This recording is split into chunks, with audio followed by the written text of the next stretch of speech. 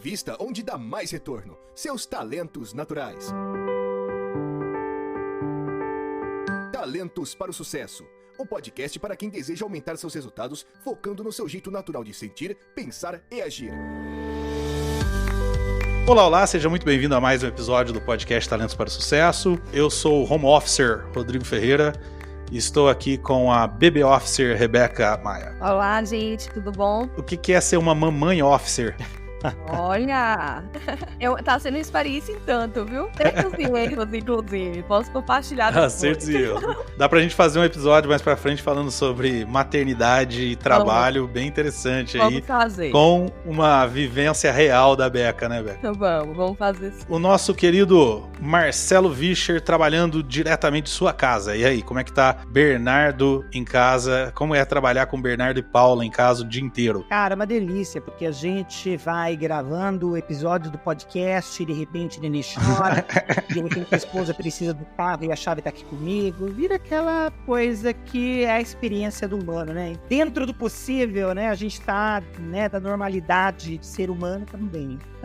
Muito bem, hoje a gente vai falar sobre um assunto que saiu na revista Você RH. A gente sempre acompanha assuntos que estão saindo aí em materiais, em mídias relacionados a pessoas e traz isso aqui para conversar com vocês e expandir essas informações e principalmente conectar essas informações com a metodologia de talentos. Como é que a metodologia de talentos vê isso? E essa semana o Marcelo estava vendo ali uma matéria da Você RH dizendo que o home office flopou. Ao que tudo indica, o retorno do presencial parece inadiável. E aí a gente começou a pensar sobre isso e conversar sobre isso e tentar entender o que isso significa de fato e conectar isso com o relatório State of the Global Workplace desse ano, da Gallup, e sobre algumas outras experiências e ideias que a gente teve aqui sobre será que realmente o home office flopou? Sobre semana de 4 dias, que tá aí na moda agora, testar a semana de 4 dias. O que será que vai acontecer aqui nesse futuro? E o que a gente concorda e discorda, e o que a gente acha, o que a gente não acha, com a experiência que a gente tem da metodologia de talentos e a experiência que a gente tem de home office também e tudo mais, né? Então, essa é a ideia. Antes da gente partir para o tema especificamente, quero pedir para você compartilhar esse episódio, para você assinar do seu app de podcasts. Se você chegou aqui porque alguém enviou para você, essa é a ideia, que pelo menos algumas pessoas que estão ouvindo esse episódio tenham recebido de alguém por indicação. Então, provavelmente alguém que está ouvindo aqui chegou aqui por indicação, então nos assina. E se você já é ouvinte, Marcelo, o que tem de gente que vem falar para mim, vem citar o meu podcast para mim mesmo e ainda não apoia, não tá no gibi, tá? Uma galera que usa pra caramba. Fala sério, ajuda a gente. Uma galera que usa e tá usufruindo, e que bom que tá usufruindo, mas considera apoiar a gente, tem um QR Code em algum lugar aqui por baixo para você apontar o seu celular ou então abrir uma aba aí e digitar apoia.se/TPS, que você vai poder, a partir de 15 mangos, por enquanto, apoiar a gente, para que a gente consiga ter só uma semana de 4 dias dentro aqui do nosso podcast também, e não tenha que trabalhar 8 dias por semana, como a gente tem trabalhado, para que o podcast exista. Marcelo, para a gente falar sobre home office, você que leu a matéria, dá uma contextualizada para a gente aí, o que a Você RH está dizendo quando ela aponta que o home office flopou. Em termos gerais, a ideia do home office flopado é por conta desse movimento, o rápido movimento de apogeu, né, do home office na vida dos colaboradores de diversos setores do mercado e, de repente, o rápido declínio, né? Então, acho que a flopada, ela vem por conta do movimento, da rapidez, né?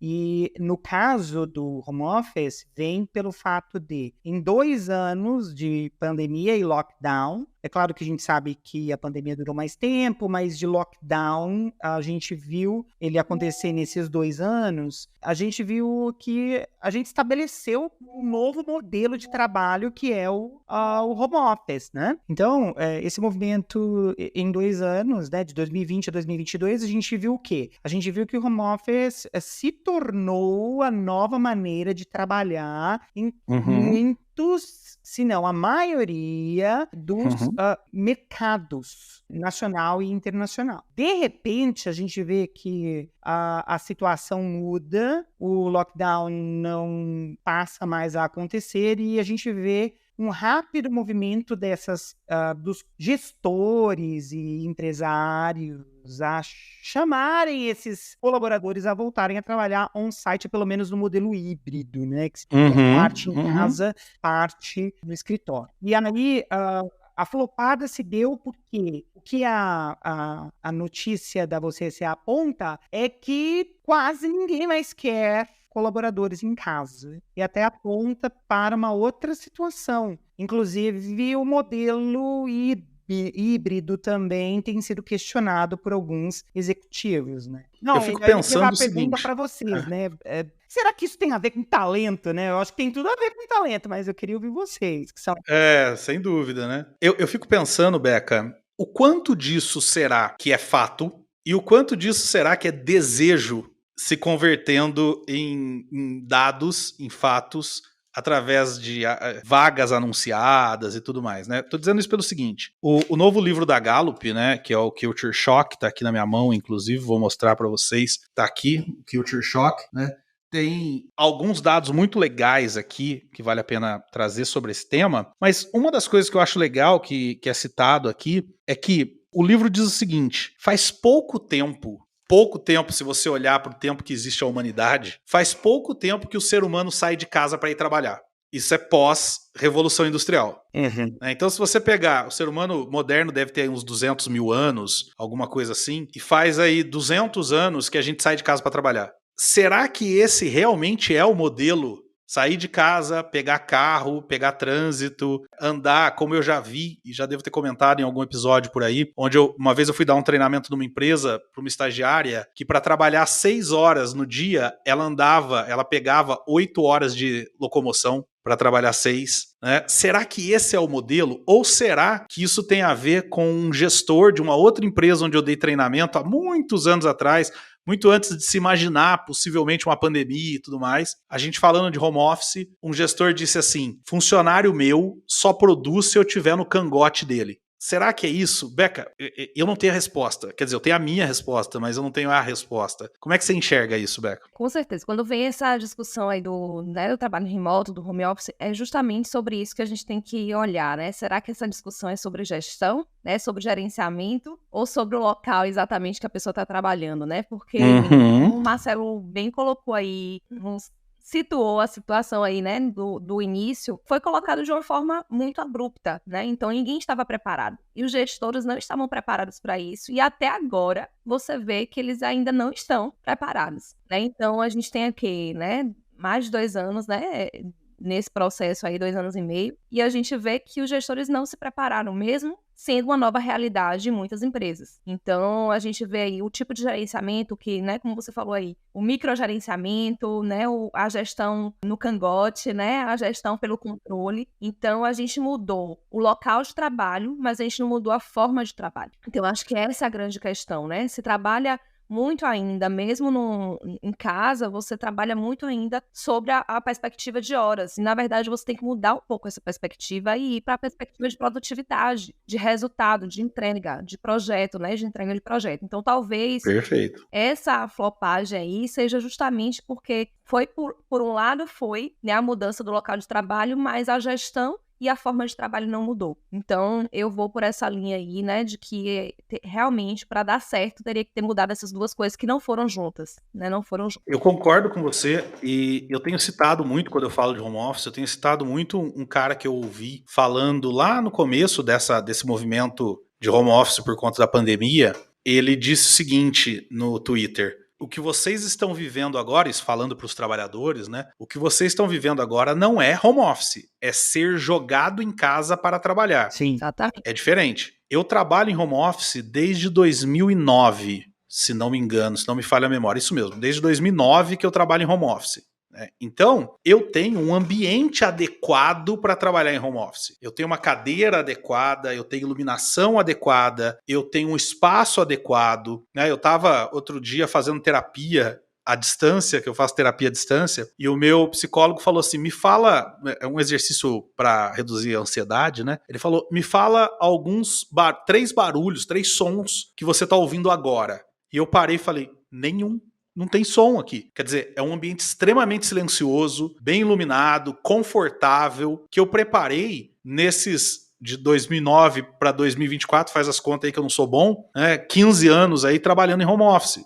Se fosse 24, estamos em 22, né? Como é que é? 23, a gente perdi a conta já. 23, então 14 anos me preparando para trabalhar em home office. Agora, lá em 2019, 2020, né, as pessoas foram jogadas nas suas casas. Total. E eu cheguei a dar treinamento, eu tenho contado isso, eu cheguei a dar treinamento onde uma menina que estava participando do treinamento estava sentada num banco na mesa da cozinha fazendo treinamento, enquanto a mãe fazia comida atrás. Isso não é home office. Sim. Isso não é home office. Por outro lado, lá também em 2020 surgiu, por exemplo, uma empresa nos Estados Unidos que alugava workstations para trabalhadores que foram para o home office. Então a empresa vinha, alugava um workstation, vinha uma empresa, um caminhão, na casa do empregado, do trabalhador, trazia uma mesa, uma cadeira adequada, trazia um computador adequado, deixava o lugar exato para o cara trabalhar. Então, eu acho assim que eu não gosto de discordar de números, mas eu tendo a discordar da visão da Você RH de que o home office flopou. Eu tendo a achar que o que flopou foi, como a Beca disse, uma coisa que foi criada aí, que não é um home office, e que deram esse nome. E aí, para devolver a palavra para vocês, enquanto vocês falavam, eu rapidamente fiz uma pesquisa aqui no Google por uma informação que eu estou procurando, mas eu não achei exatamente o que eu estou procurando, mas ainda assim eu encontrei, em 2021, ou seja, já faz tempo,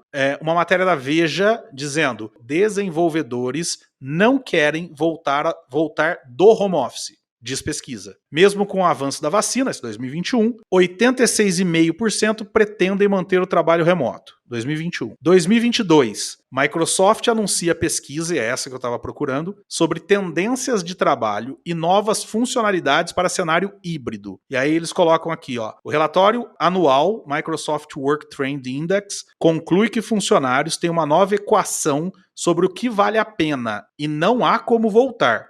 As descobertas revelam uma oportunidade urgente e a responsabilidade de os líderes lidarem com a transição de forma abrangente e com uma mentalidade de crescimento ou correrem riscos de serem abandonados. Por fim, uma matéria de 2023. 55% dos trabalhadores topariam ganhar menos para continuar em home office, aponta a pesquisa. Então, eu tendo a achar que o home office flopou para os gestores. Isso.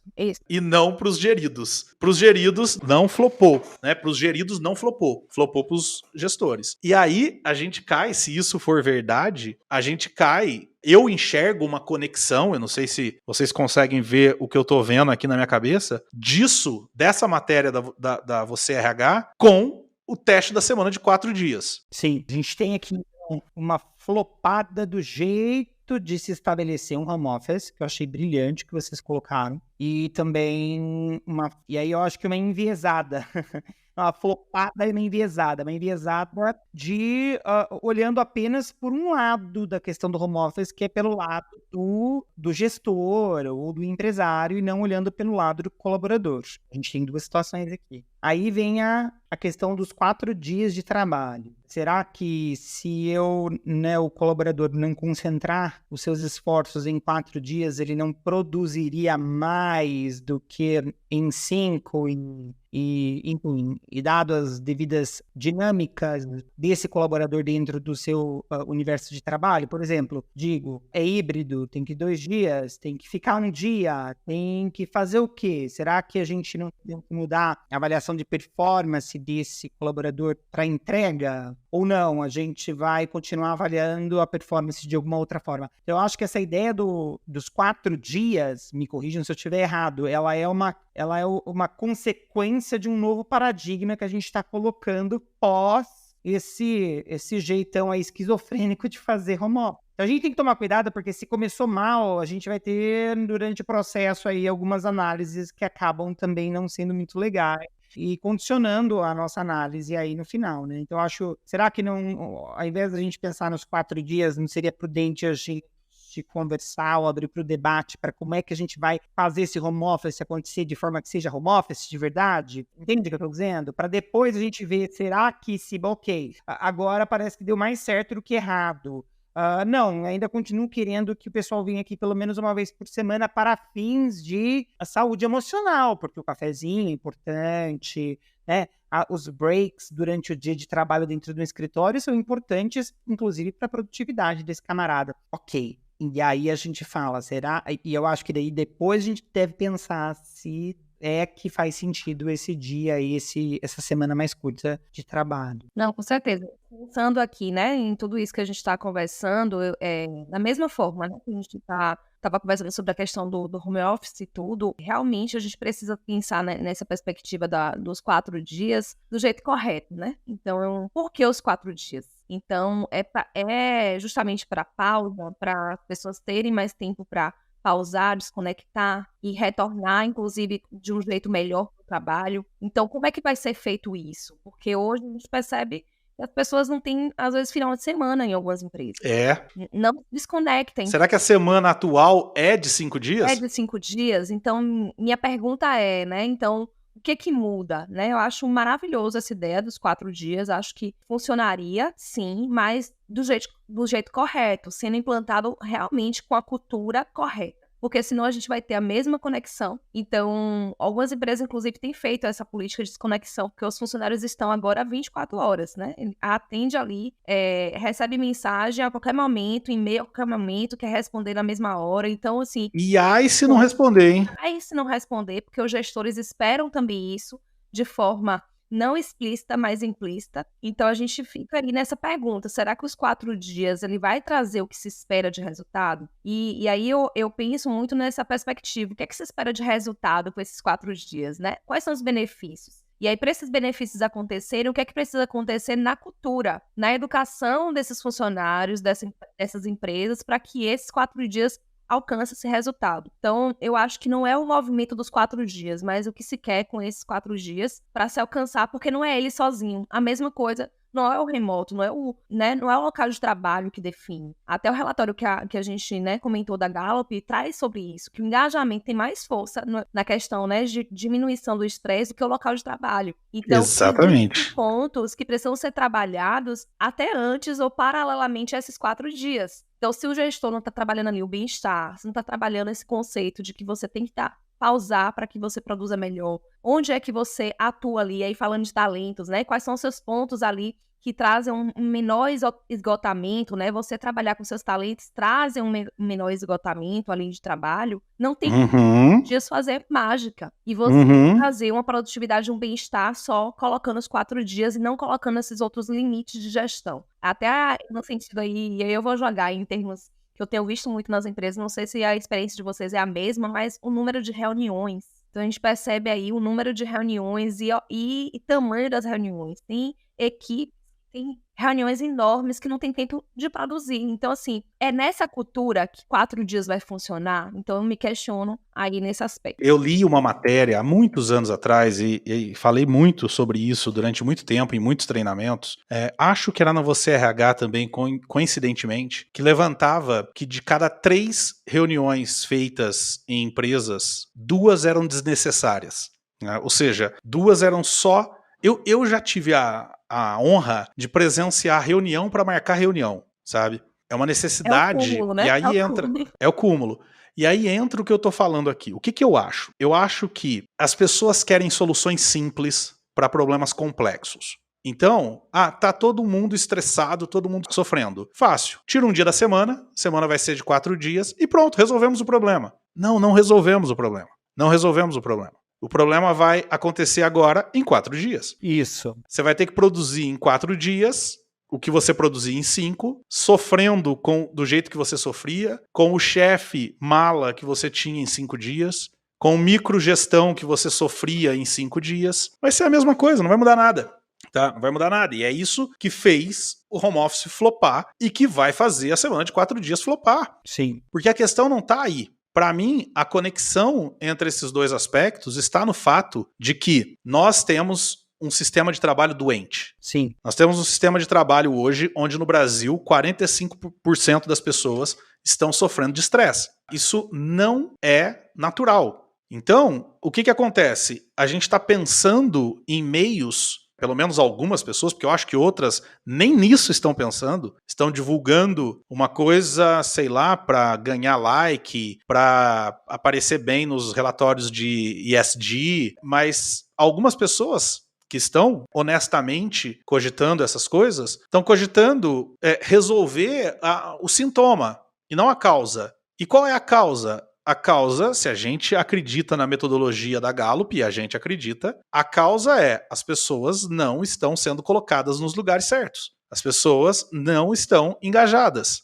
A gente tem, segundo o último relatório da Gallup, 23% de pessoas engajadas no mundo. Ou seja, a gente tem 77% de pessoas que não estão tão felizes, digamos assim, tão engajadas quanto poderiam dentro do seu trabalho, 77%. Isso explica os 45% de estresse. A Gallup, no Culture Shock, a gente tem aqui, eu vou mostrar aqui para vocês, que no dia que eu falei eu não tinha. O Culture Shock fala o seguinte, que para chegar na última etapa, não vai dar para ver, mas na última etapa ali em cima, que é o preço da empresa, o valor da empresa, o primeiro passo aqui embaixo é o engajamento do gestor. Tá? É o gestor. Então, o que acontece? Se você está pensando que semana de 4 dias, que home office, que trabalho híbrido, que mesa de pibolim, que puff colorido vai resolver o problema da sua empresa, desculpa, quebrar o teu castelinho de areia.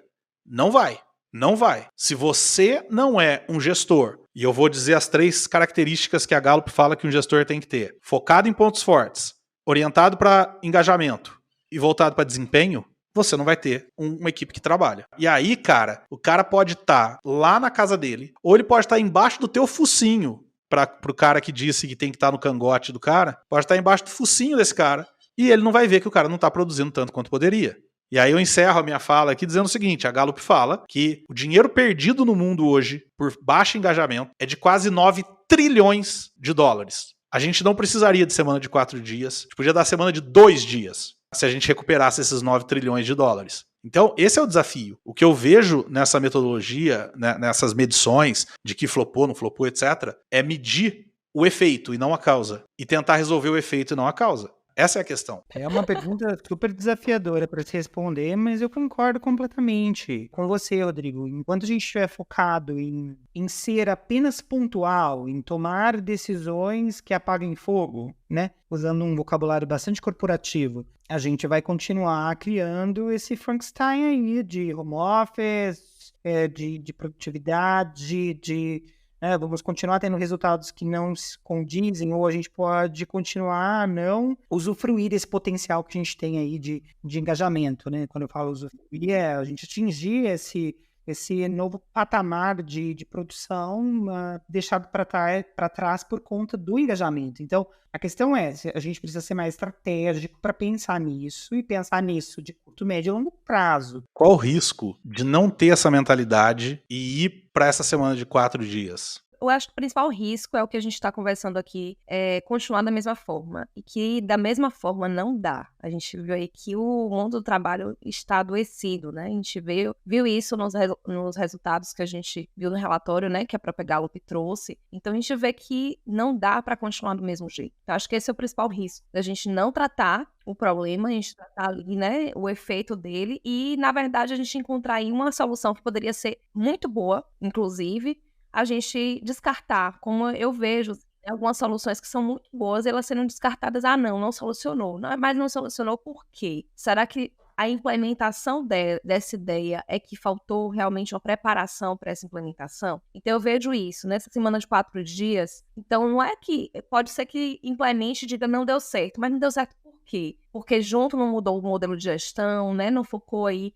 no que realmente importava. Então, na verdade, não é que os 4 dias não funcionam, é porque não foi preparado o ambiente para isso. Então, eu acho que o principal risco que eu vejo é a gente continuar do mesmo jeito no ambiente de trabalho, não encontrar realmente a solução, porque a gente não está tratando ali o problema, a gente está realmente tratando o efeito, e a gente descartar uma ótima ideia por falta de uma implementação correta. Então, eu acho que esses dois pontos assim, que a gente tem. Então, olhando para esse cenário, é realmente mudar a forma de gestão, mudar a forma de controle, né? Então, a forma de gerir não mais pelo controle, pelo medo, mas sim realmente pelo impacto, né, da produtividade, o impacto do resultado, o impacto do valor entregue. Então, acho que a gente precisa realmente trazer um outro olhar, principalmente para os gestores. Eu acho que esse é o caminho e não tem como a gente, né, ir por outro caminho, né? Marcelo, vou lançar um desafio para você. Sim. Não sei porquê, quer dizer, até imagino porquê, mas discutindo esse assunto, vem muito na minha cabeça o mito da caverna de Platão com o que está acontecendo aqui, com o que a gente está discutindo aqui. Você que é um cara que gosta de filosofia, o que você enxerga? Tem alguma relação? E se tem, você vê alguma relação com o mito da caverna de Platão? E o que isso pode ensinar para quem está ouvindo a gente sobre essa necessidade de se manter o status quo? Uau, essa é uma pergunta ótima. Muito desafiadora, por sinal, né? Então, o que é o mito da caverna de Platão, né? Para quem está nos ouvindo agora. Então, para Platão, a caverna simbolizava o mundo onde todos os seres humanos vivem. As sombras projetadas em seu interior representam a falsidade dos sentidos, enquanto as correntes significam os preconceitos e a opinião que aprisionam os seres humanos à ignorância ao senso comum. Eu gosto muito do mito da caverna de Platão para pensar o seguinte: a gente, quando olha certas situações ao nosso redor, a gente tende a ser mais intuitivo, até mesmo os mais factuais. Eles tendem a contar muito com a percepção deles do evento, do que de fato fazer um levantamento de números, dados qualitativos, quantitativos, para poder entender o que é que está acontecendo de fato. Eu acho que a ideia aqui, para tudo isso, ela vai além da gente opinar a respeito. A opinião é muito importante, porque opinião, quando a gente faz o exercício de trazer a nossa opinião, a gente faz o exercício de parar para refletir sobre aquele problema. Mas esse exercício precisa ir além da maneira como eu enxergo as coisas, ou como o meu contexto enxerga as coisas, principalmente esse contexto que forma também a minha opinião sobre as coisas, sobre os eventos e as experiências que eu, como ser humano, experimento. Então, ok, quanto isso impacta? Qual é hoje? Foi feito algum tipo de levantamento de opinião dos meus colaboradores acerca do trabalho híbrido versus trabalho remoto versus trabalho presencial? Quantas pessoas passaram por essa testagem? Qual foi os resultados que eu cheguei? De fato, como é que eu formulo uma opinião corporativa acerca do meu grupo de colaboradores baseado nos dados que eu estou levantando agora? Então, eu acho que o mito da caverna vem exatamente nessa ideia de que eu não posso, e aí eu falo até para os gestores, né, considerar a minha opinião sobre isso, mas eu acessar os outros mundos e níveis para poder, e principalmente o que está fora da caverna, né? Que eu acho que é importante também, para a gente poder chegar a certas conclusões e principalmente a dados que me levem a ser um melhor gestor, né?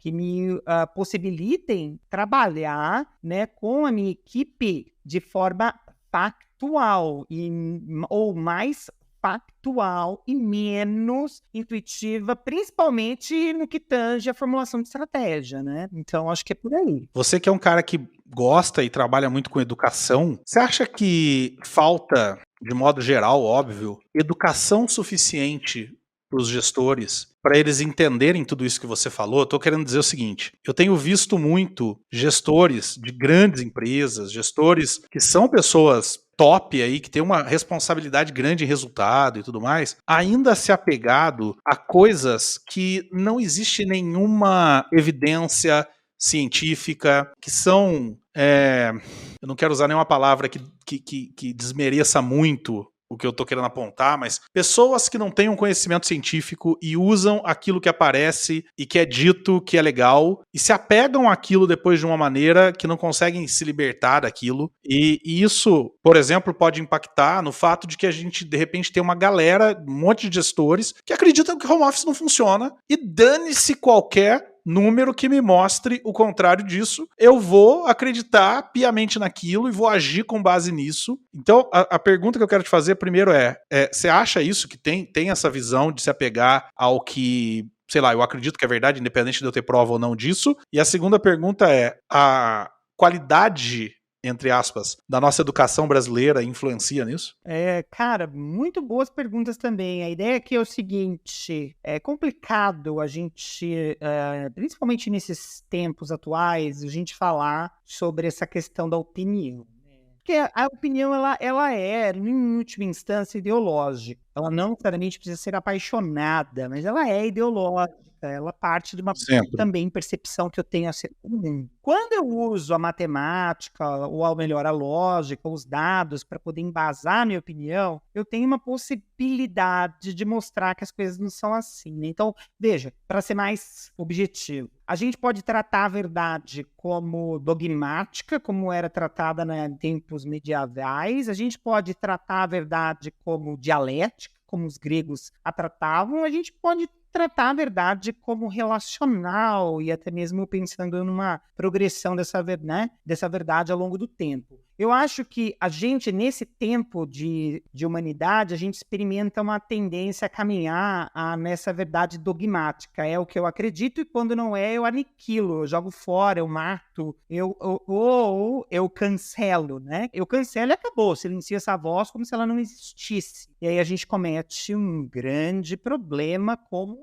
humanidade, como alguém, como um corpo de pessoas que estão procurando se entender e evoluir. Então, veja, eu penso o seguinte, nessa tendência de ser mais dogmático, tem gente que acha que é uma coisa e acabou, e aí o que não adianta você vir com número, com fato, com dado, com pesquisa, com absolutamente nada, que a pessoa não vai mudar de ideia. Eu acho que, no mínimo, a gente deve pensar como os gregos e pensar que há sempre controvérsias. E aí a gente vai deixando que o debate vai chegar em algum outro lugar. Então, se permitir que há controvérsias e não levar a todas as minhas opiniões... A gente tem um processo que eu estava lendo esses dias, é uma espécie de deificação da opinião, né? A opinião não é mais uma opinião, uma percepção, ela passa a ser uma verdade absoluta que está dentro da característica, né, dentro de uma categoria divina que não deve ser questionada. E, cara, a tua opinião é tua opinião, bicho. A minha opinião é minha opinião. Ela pode ou não pode diz respeito à minha realidade. Agora, eu dizer que a minha opinião é uma verdade, existe um pulo muito grande. E aí eu tratar isso como divino, a coisa fica ainda mais complicada. O meu ver em tempos como a gente vive hoje, a gente está tendendo, parece, né? Também é minha opinião sobre isso, né? Está tendendo a olhar as coisas mais dessa forma dogmática. Eu acho que a gente tem que pensar como gestor que a gente está lidando com pessoas diferentes, né? Não está falando da minha própria vida, a gente está lidando com gente que tem características diferentes e a gente tem que pensar que a gente, como gestor, precisa também estar nesse lifelong learning, aprendendo. Então, se a gente pensar, pelo menos assim, poxa, deixa eu ver quais são as controvérsias, para pelo menos eu refinar a minha opinião, aquilo que eu acredito, eu acho que a gente tem um ganho perfeito, assim, sabe? Tipo, ou melhor, perfeito não, porque perfeito é estático, né? A gente tem uma coisa mais movimentando em prol desse progresso. Agora, se eu simplesmente bater o pé e dizer, não, o que eu acredito é esse ponto, e vou condicionar, submeter pessoas a esse... E aí eu acho que talvez liderança, gestão, não seja, né, gestão de pessoas, não seja algo para mim. Ser gestor e não se abrir ao próximo, não saber o que o outro tem a dizer e ensinar, não sei, para mim é uma questão talvez de dar uma olhada nos meus talentos e dar uma olhada, verificar o quanto que eu fui ali, né, talentoso para poder gerir pessoas. Porque, na minha opinião, gente, e aí eu concluo minha fala, tô falando demais, nem todo mundo nasceu para ser líder. Todo mundo nasceu para ser líder de si mesmo. Você nasceu para ser líder da sua própria vida, camarada. A responsa é tua. E a gente, como pai e mãe, tem falhado em ensinar isso pra garotada. E é um outro papo, um outro podcast. O que eu penso é o seguinte, aí eu ser líder do Rodrigo e da Rebeca é uma outra história, entendeu? Então, eu acho que a gente tem que revisar até posições de liderança dentro das nossas corporações quando existe uma iminência de uma verdade dogmática por parte de líderes. Ô Beca, aí por onde começa? Pra gente ir pro final, quem tá ouvindo a gente agora acho que entendeu o seguinte. A questão é, tanto o home office quanto a semana de 4 dias, quanto qualquer outra coisa, é um sintoma de um problema muito mais profundo, que é a relação do gestor com o gerido, e aí envolve como é que eu meço, como é que eu faço a gestão, como é que eu engajo e uma série de coisas. Então, o gestor que está ouvindo a gente agora está pensando, tá bom, legal, me botaram uma arma na cabeça, agora me ensina como tirar essa arma da cabeça. Qual o primeiro passo que o gestor que está ouvindo a gente tem que dar para poder escapar dessa arapuca? Acho que o primeiro passo, vou falar aí de um livro que é muito bom, que é Pense de Novo, né? E ele fala justamente sobre a arte de desaprender. Então, acho que Ótimo. eu iria por esse passo, né? Que o gestor esteja aberto, né? O Marcelo trouxe muito bem sobre a questão das verdades, né? Então, a gente está aberto a realmente não ter a verdade absoluta ou a nossa verdade que funcionou por um tempo não funcionar mais agora. Então, eu acho que o primeiro ponto é o gestor estar nesse lugar de aprendiz, nesse lugar de realmente ter o processo de desaprender. Porque quando a gente está com algo muito construído, eu sou gestor há 10 anos, há 20 anos, eu estou com algo bem construído, se a gente já vai com essa construção, a gente já vai com viés, a gente já vai com a tendência, a gente já vai com as nossas verdades, né? Então, eu acho que para esse mundo do trabalho complexo como está, né? A gente trouxe aqui que a gente falou de um efeito, mas se a gente for destrinchar aqui, tem outros, né? Outros efeitos, outros sintomas, e que a gente precisa ir com esse olhar, né? De ouvir outras vozes. Então, da gente não ter só a nossa verdade, mas a gente ouvir o funcionário, a gente ouvir o colaborador ali, a gente ouvir outros líderes, ouvir os pares, ouvir outras empresas. Então, realmente está aberto a ter o cenário completo e ir tirando e se abstendo aí das nossas verdades. Não é algo fácil, mas a gente tem que o tempo todo estar nos perguntando. Isso é porque eu penso já assim, eu já estou com o viés ali, né? Lógico que a gente vai ter a nossa própria experiência, a nossa própria, o que a gente já aprendeu. Não tem como a gente tirar e jogar fora, mas a gente está se questionando. Será que eu já estou indo por um caminho que é mais fácil para mim? Então, esse caminho que você trouxe aí, de estar no cangote, é o caminho que todo gestor aprendeu. Então, é o caminho do controle, é o caminho que foi aprendido durante muito tempo e que funcionou num determinado momento, mas que agora não funciona mais, né? As gerações são outras, então a gente precisa realmente entender essa complexidade do trabalho de uma outra forma. Então, eu diria, o primeiro passo é estar aberto a desaprender e encontrar outros caminhos. Excelente. Tem se falado muito sobre a questão de equipes autogerenciáveis, então acho que é um caminho também que eu daria assim como dicas de você, o que eu posso colocar no meu caminho, né, na minha gestão, para eu ter uma equipe mais autogerenciável. Então, eu iria por esse caminho aí com uma dica aí para o gestor. Eu quero adicionar também uma sugestão, uma dica aqui para quem está nos ouvindo, para o gestor que está nos ouvindo, até conectando com isso que o Marcelo falou, com o que a Beca falou, que é lembrar o seguinte: a gente tem falado aqui, e a gente acredita nisso e tem dados para provar isso, diferente do que a gente estava falando agora há pouco, de uma crença unicamente pela crença, de que focar nos talentos do liderado é um caminho muito efetivo para você resolver grande parte desses problemas. Você conseguir engajamento, você conseguir produtividade, seja lá em 5, 4, 3, 2, 1 dia por semana, sei lá. O caminho é esse. Agora, quando a gente fala de talento, eu quero lembrar também que o próprio gestor tem talentos. Sim. E os talentos do gestor fazem com que ele veja o mundo de uma determinada forma. Sim. Ele precisa, então, entender que o jeito dele ver o mundo é enviesado. É sempre enviesado, tá? Então, eu vou dar um exemplo para vocês aqui que aconteceu comigo recentemente. E eu vou de verdade contar essa história, não dizendo que eu estou certo, mas dizendo que a outra pessoa também não está necessariamente está certa. Eu tenho talentos de pensamento estratégico muito altos, tenho um ideativo muito alto, tenho intelecção muito alto, tenho um input muito alto. Isso faz com que eu tenha algumas capacidades, alguns defeitos também, mas algumas capacidades muito interessantes. Por exemplo, de repensar o jeito de fazer as coisas, de tentar formas diferentes de fazer as coisas, de encontrar formas diferentes de fazer as coisas. E eu tenho uma restauração muito alto que faz com que eu descubra muito facilmente o que está errado naquele jeito atual de fazer as coisas e encontre uma outra alternativa que corrige aquele problema. E conversando com uma pessoa recentemente, que é o oposto de mim e que tem talentos que fazem com que essa pessoa tenha que ser muito controlada, tá? Muito controlada, muito passo a passo, muito minuciosamente sob controle. A gente estava discutindo uma situação onde eu via de um jeito e essa pessoa via de um outro jeito completamente diferente. Qual o problema? O problema é que eu estava vendo de um jeito por conta dos vieses dos meus talentos. E essa pessoa estava vendo do jeito dela por conta dos vieses de talentos dela. Qual o problema? O problema, e não foi o caso aqui, mas aí onde eu quero dar o exemplo, é se um desses dois tem autoridade sobre o outro, tá? Esse que tiver autoridade, ele tem que tomar cuidado para não impor o jeito dele ver o mundo única e exclusivamente porque ele pode. Perfeito. Posso, eu mando em você, Marcelo, você vai fazer assim e acabou. Porque esse é o meu jeito de ver o mundo. Sim. E aí, é muito louco isso, porque o meu jeito de ver o mundo, ele é tão impregnado em mim que eu não consigo achar que aquele jeito tá errado.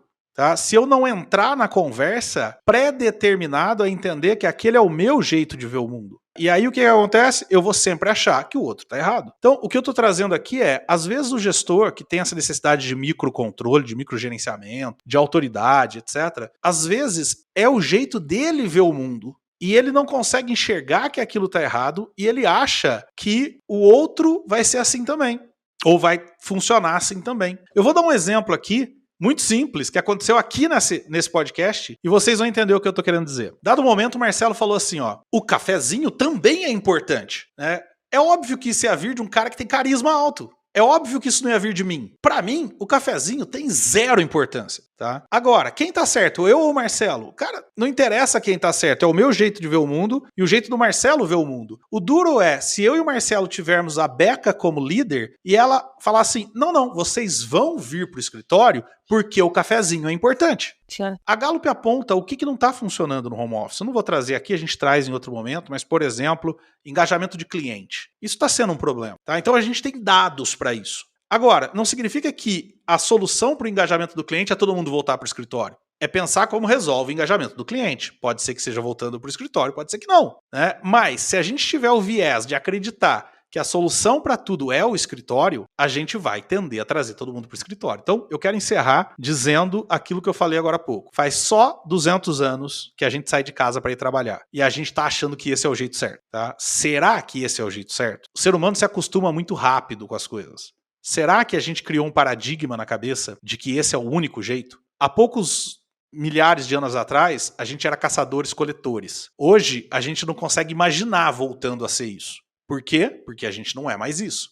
Então fica difícil imaginar voltar a isso. Mesmo que talvez a nossa felicidade esteja em voltar a ser isso, a gente não consegue cogitar essa possibilidade porque a gente não consegue enxergar isso. Quando a gente fala, por exemplo, que a gente precisa parar de queimar combustíveis fósseis, a gente não consegue pensar num jeito, porque esse queimar combustíveis fósseis é o nosso jeito de viver atualmente. A discussão hoje, por exemplo, de carro elétrico é, não dá para ter carro elétrico porque não tem posto para abastecer e a bateria vai ficar viciada, vai ficar muito caro para trocar. Será que isso é verdade? Porque essa é a nossa realidade hoje.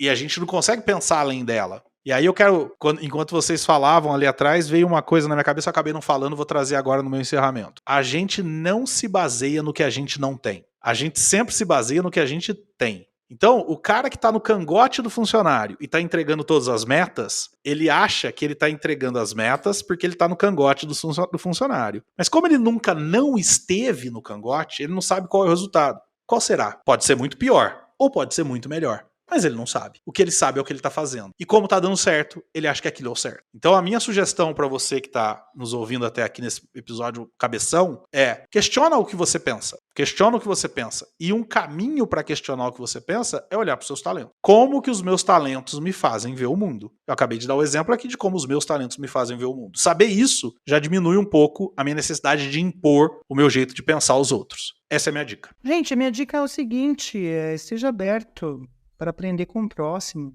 É isso, a gente tem que aprender com o próximo.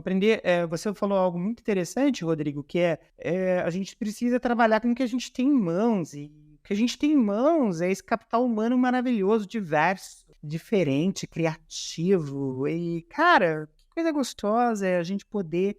Ok, cafezinho não faz sentido, cafezinho faz sentido. Uai, vamos ter um pouquinho de cafezinho. Não precisa ter o tempo todo, poxa. Boa, entendeu? O que será que pro Rodrigo faz sentido para engajar, para criar espírito de time? Poxa, vamos trabalhar o jeito dele também. E aí a gente vai criando ambientes até corporativos mais democráticos, né? Então, minha sugestão é... vamos aprender próximo e vamos que vamos. Show de bola, pessoal. Então, vocês que ficaram até aqui, comenta aí embaixo o que você pensa desse episódio mais Viajando na Maionese, que trouxe pra gente algumas questões muito interessantes para você refletir como líder.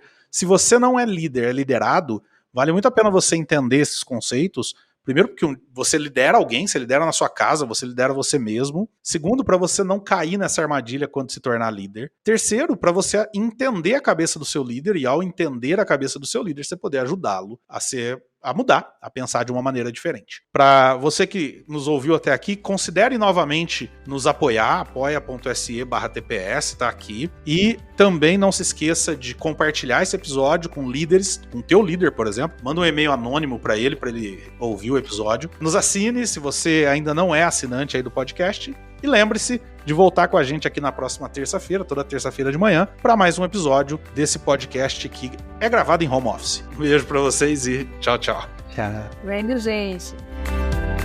Obrigado por ter ouvido o podcast Talentos para o Sucesso. Acesse nossos sites talentosparosucesso.com.br para mais informações sobre como assinar gratuitamente esse programa em seu aplicativo de podcasts favorito e não perder nenhum episódio. Precisando de coaching ou treinamentos? Entre em contato, diga que é ouvinte do podcast e receba um belo desconto. Quer ter ainda mais sucesso? Crie parcerias, compartilhe esse podcast com seus contatos e vamos juntos melhorar o mundo.